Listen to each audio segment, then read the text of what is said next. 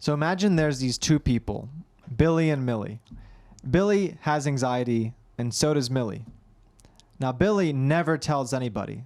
He just suffers alone. He pretends like everything's okay and that there's nothing to say. While Millie is totally identified with her anxiety. She says how she's feeling all the time, tells everybody about all the different symptoms, and she can't stop talking about her anxiety. Now, Billy and Millie are very different in the way that they express their problems and their challenges. But deep down, they're going through the same thing. Now, both of these are two extremes of how you could deal with your problems.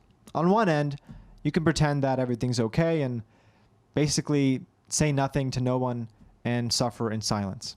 On the other end, you can tell everybody and totally identify with your problem and basically just complain and talk everyone's ear off. These two methods, while they seem different, they end up with the same result, which is that you end up suffering for way longer than you need to. When you are telling everybody about your issues, it's not going to help you in the long run. And when you are suffering in silence, it's also not going to help you in the long run. There is a balance, there's a middle ground, and in today's video, we want to address that middle ground. So it's important to preface this with a caveat of that these are both typically subconscious reactions to feeling like garbage, to feeling anxious, to feeling unhealthy. Typically, someone who is constantly talking about their anxiety is putting it out there because they're squirming for any sort of help they can get, any sort of clarity or method or coping mechanism, anything. Whereas the suffering in silence is really based in a foundational belief of I'm alone, no one can understand me, or that I don't deserve to feel to share this or take up space with people. But like Anna said, both are working towards intensifying and exacerbating that anxiety. So we're here to talk about how to make a conscious effort to intentionally put forward an effort to find balance in both of these. For the one who is oversharing, finding some solace in sharing what's going on as a matter of fact, with a foundational belief of that, well, no one's really going to fix this for me, but there is some benefit to sharing. And on the other side of that, there is a benefit to actually stop sharing and start listening to people. That's going to cause a social balance. That's going to cause people to want to be around you. And that's also going to cause a great coping mechanism in shifting your focus onto somebody else. Now, this can be hard, but with practice, it can be done. Why don't we start with the Billy, the person who is not sharing, they're suffering in silence, they don't want to tell anybody what they're going through. What are some of the reasons why that person might choose to not share? Or let's say it's not even a choice. Let's say they want to share, but they just can't quite get themselves to talk about it. What is going through that person's mind? Yeah, it depends. So with clients that I've had who feel like they have to suffer in silence, a lot of it depends on the context they're in. A lot of it can be a professional context where they feel ashamed or they feel like they'll be looked at differently or treated differently, and that'll affect their career. That can also be inside a family context where you're around people who aren't very open-minded or who are very judgmental about anxiety or look at it as a weakness, or who maybe give unsolicited useless advice that is just intensifies the problem and intensifies that feeling of loneliness. Can you think of any other contexts that there might be? You covered a lot of them. You know, the feeling of not wanting to be judged, not wanting people to see you differently. Yeah. A lot of it. Those are universal. Those are really big ones. I've also seen people that they feel like they don't have anyone to tell because maybe that person that they are telling would be offended or be hurt by it. Right. And so they feel like they have to just kind of bear the burden alone. There's many, many reasons why somebody wouldn't want to share or feel comfortable sharing. Another one is just the act of sharing can trigger such profound anxiety that they can feel terrible. They can start to hold back tears and hold back a panic attack just from the idea of talking to someone and opening up about what's going on. So there's definitely many, many reasons why someone might have a hard time opening up. On the other hand, somebody who is oversharing, what do you think is going through their mind? I think typically an oversharer, and I've had quite a few of them, someone who's oversharing, number one, is just suffering, and that's what's on their mind. I mean, anxiety, a lot of times, it manifests in a really quick, kind of desperate way. And so when they talk to somebody, they're sharing and going on. They don't necessarily have the ability for insight or outsight to see, oh my God, am I taking up all the conversational space? They don't necessarily have the ability for the emotional intelligence to see how's this person feeling about what I'm saying. Mm-hmm. They're kind of just doing these verbal dumps because they feel so overwhelmed and they're suffering so much. And so setting that conscious intention is so important because it's not a controlled response what they're doing. They're not necessarily choosing to share this stuff. They're just, a lot of times they'll just start going and it snowballs from there. Yeah. Yeah. It does show some inability to see the other person's perspective. Right. And therefore you're kind of, you're in a conversational space where it's not a shared situation. It's kind of, you're just taking all the conversational space. And so typically where this goes is that people will eventually get sick and tired of, hey, look, I can't deal with your problems anymore. Like, I'm trying to live my life as it is. I'm trying to live a positive life. I'm trying to do this.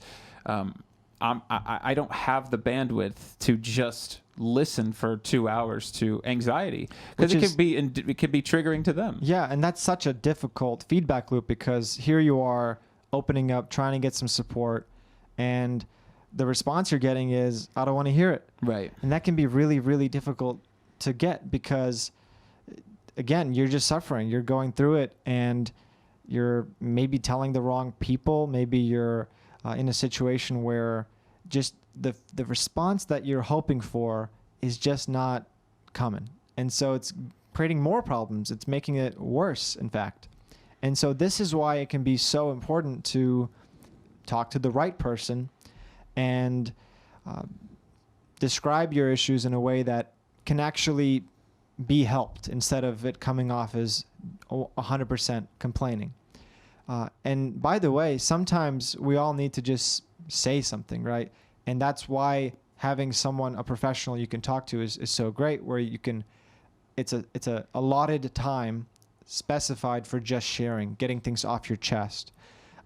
So these are okay things to do. Both of these responses are understandable. Sometimes we just want to share. Sometimes we don't feel like talking about it, and that's fine. You can, there's times to just be alone and be quiet with it too.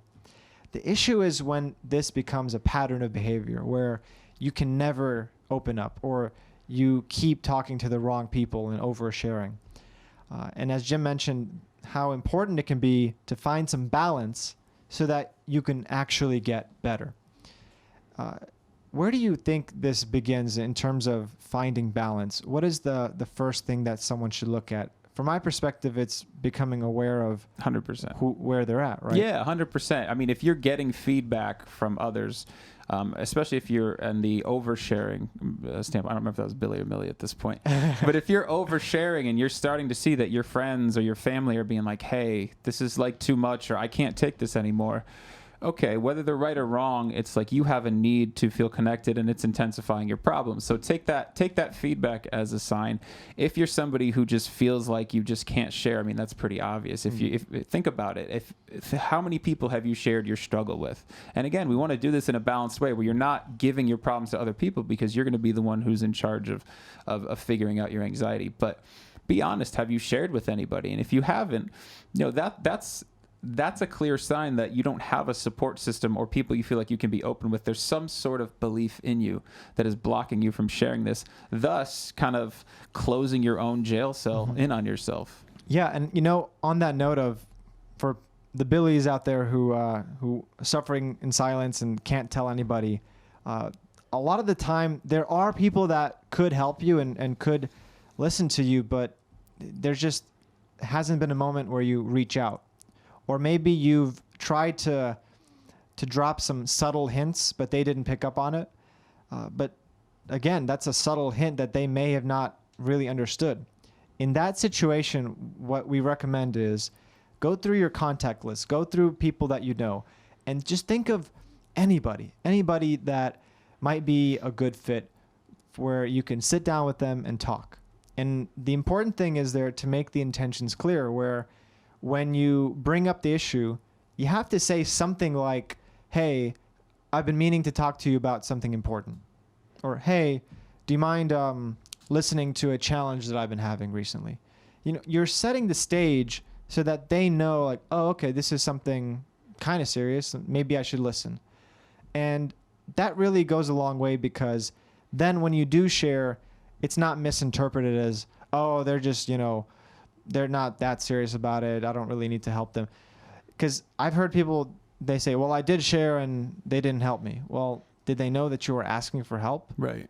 And so that's step one, right? 100%. Is be super clear about your intention, what you're looking to get out of these people, or just to set that table, like Ennis said. I couldn't agree anymore. And just trust that they're going to be there for you. Look at the different parts of you that are saying, they're going to resent me for it. I'm overburdening people, all these things. And just kind of put yourself in their shoes. If they came to you and asked for support, wouldn't you be there for them?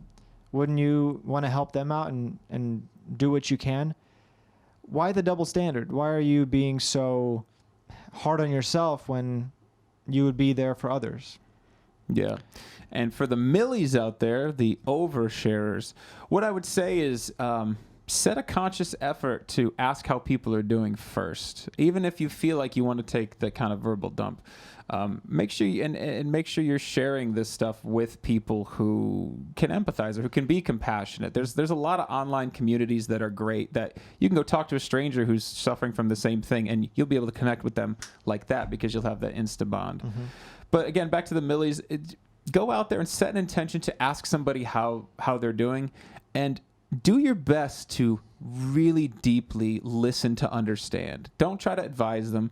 Don't be thinking about other things while they're doing it. Do your best to just do your best to focus on what they're doing and try to understand their experience of what they're going through. And on top of that, when you do start sharing, look at where it's coming from. Feel, what is your intention of sharing? Is it to get some kind of support? Is it to get some kind of encouragement? And once you get clear on what you're hoping to get out of it, see if there's other ways you can do that. Let's say, for example, a lot of times people like to share just to get some clarity. Well, you could also journal. Journalizing, another way to get some clarity.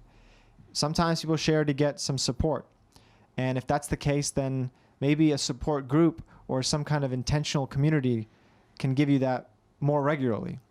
Whatever the deeper down intention is, find some creative ways to fulfill that need so that you're not totally relying on one or two people around you.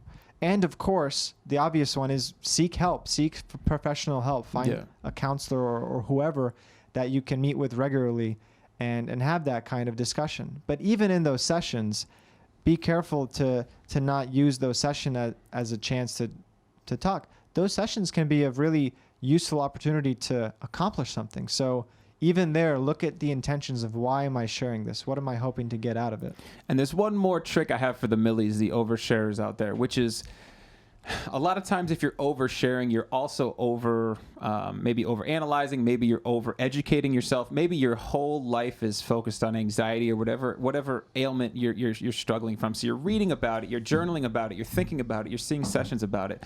Set some time aside that is just non-anxiety time. Maybe you'll feel some anxiety during it, but read a fictional book, go watch a Netflix series, like set some conscious time aside to not overwhelm your system, because if you're overwhelming your system, a lot of times you're just reinforcing the anxiety, and you could potentially just be reliving your anxiety and reliving your trauma and re-instigating these feelings inside of yourself. So it's been incredibly useful in clients to have them just say, an hour a day I'm reading this love novel, or I'm going to watch The Notebook, or I'm going to do, I'm going to go for a walk and just not think about this. And you can apply that to the conversations that you're having with these people. Intentionally have a conversation where say, hey, I'm not going to talk about anxiety during this conversation, and see how it goes.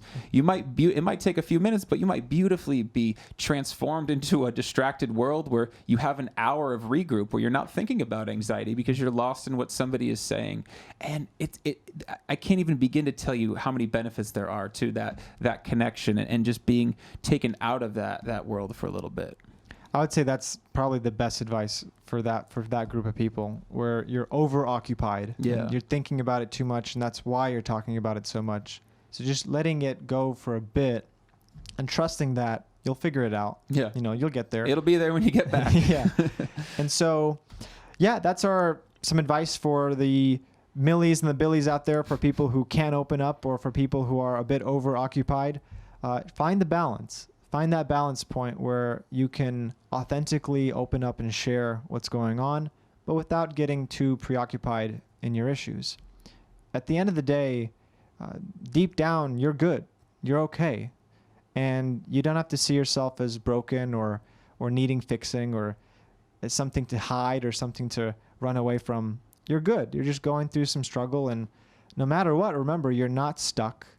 You're really, really not stuck. No matter how bad it seems, you might just need some help.